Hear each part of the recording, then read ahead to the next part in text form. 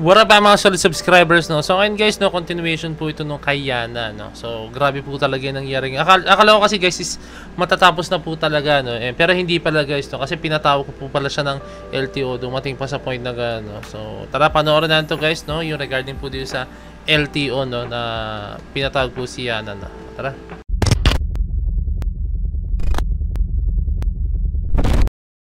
Okay, basahin muna natin, no? Pick-up driver itutuloy ang kaso versus vlogger Yana, no? Damn. So, tinuloy pala niyo yung kaso talaga as in, no? So, mamaya, i-discuss ko yan. For me, in my own opinion or sa aking sariling perspective, no? Kung bakit niya tinuloy yung kaso, no? Sa pagdinig ng LTO, humingi ng paumanhin si Aliana Aguinaldo, which is si Yana, no? O mas kailang Yana Motovlog sa tulong ng kanyang legal counsel ukol sa pagtalo sa isang pick-up driver truck sa Zambales. Hindi tinanggap ng driver truck na si Jimmy Pascua ang apology letter at itutuloy ang kasong isasampa sa naturang motovlogger, no? Okay, tara, panoorin na to. I'm Attorney Ace Randolph Curado. Yes. Thank you. Thank you. This apology letter, personally executed by Miss Yana. Sir. Ako po, si Aliana Marie A. Aguinaldo, o mas kilala na Yana Motovlog, na nasangkot sa isang insidente sa probinsya ng Zambales at kinasangkutan ng isang driver po ng pick-up na sasakyan. Ayaw ko na pong pangalanan para maiwasan na rin po ang paglaki at masimulan ko ang pagbabago at pagiging matuwid sa ganitong pamamaraan. So late niya, hindi niya pinangalanan, no? Pero na late niya na-realize, no? So sana nung una pa lang is binler na sana niya yung mukha sa video ni Sir Jimmy Pascua, no? Yung regarding po dun. So yun nga, yung nag-viral, no? And ngayon niya lang na-realize na dapat pala tinago ko na yung identity ng tao, no? Ako po ay humihingi ng sinserong pagpapaumanhin dahil napagdesisyonan ko na po na hindi sumagot at humarap na ng personal sa show cause order sa LTO. Ano man po ang maging desisyon patungkol sa aking maling nagawa ay lubos ko pong gagalangin at mapagkumbabang tatanggapin ang anumang kaparusahan na maaaring ipataw sa akin ng inyong ahensya. Maliban po sa inyong ahensya, nais ko sana pong ipabatid sa pamagitan ng sulat na ito ang lubos ko rin at paulit-ulit kong paghingi ng sorry sa tao, sa kasama sa kanyang buong pamilya sa naidulot kong abala at kahihiyan. Nawa ay maghilom ang sugat ng aking naidulot sa tamang panahon.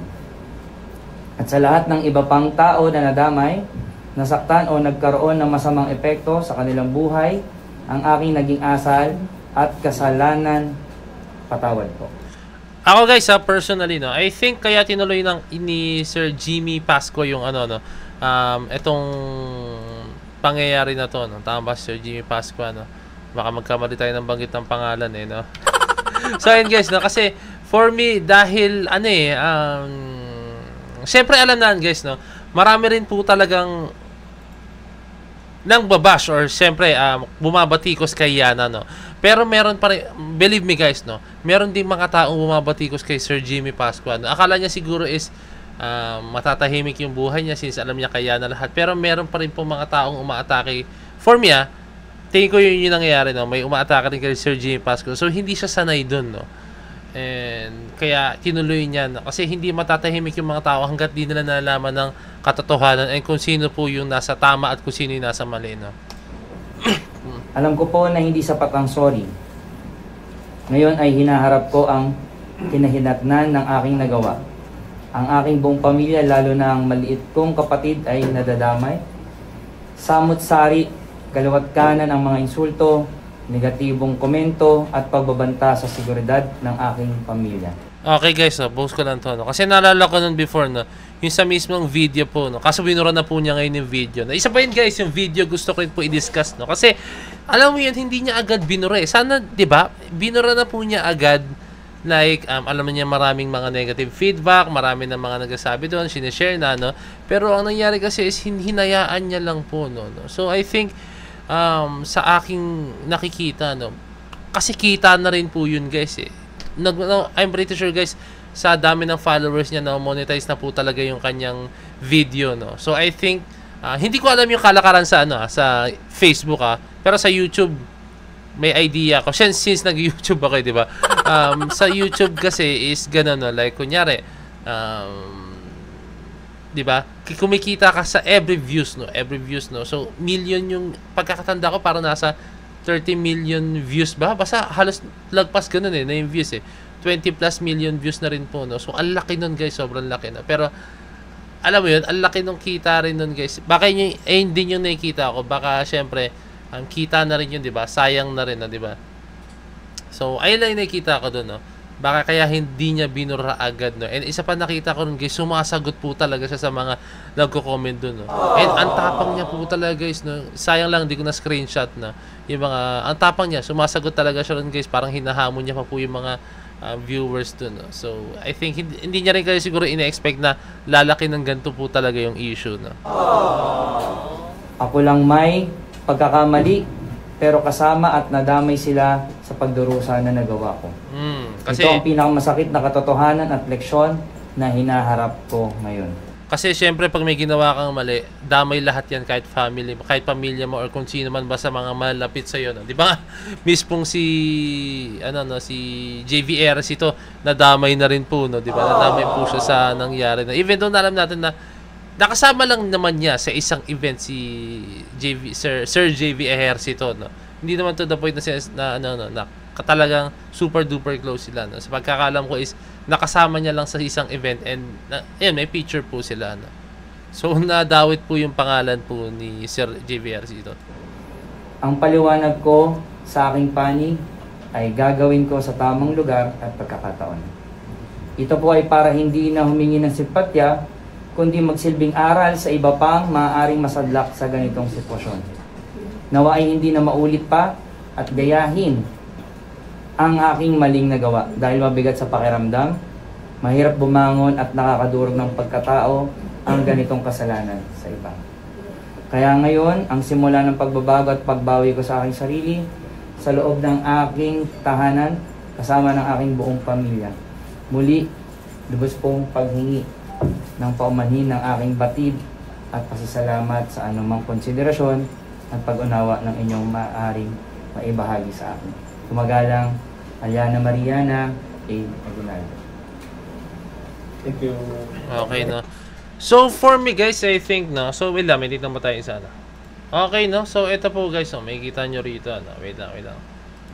Okay, yan, may kita nyo yung post na to, guys, no? Yan, motorcycle vlogger Yana Aguinaldo. This yung post sa pagdating ng LTO, no? Okay, base sa post, guys, no? No show ang motorcycle vlogger na si Yana Aguinaldo, no? Nagkamali pa sila ng spelling.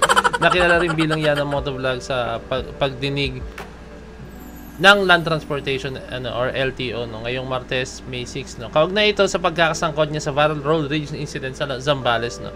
Pahayag ng kanyang legal counsel, hindi dumalo si Yana sa hearing dahil sa security reasons. So, nakatanggap ito naman ng mga pagbabanta, insulto matapos ng insidente, no? Sa liyam niya, nagsorry siya. Okay, nabasa na po natin yan, no?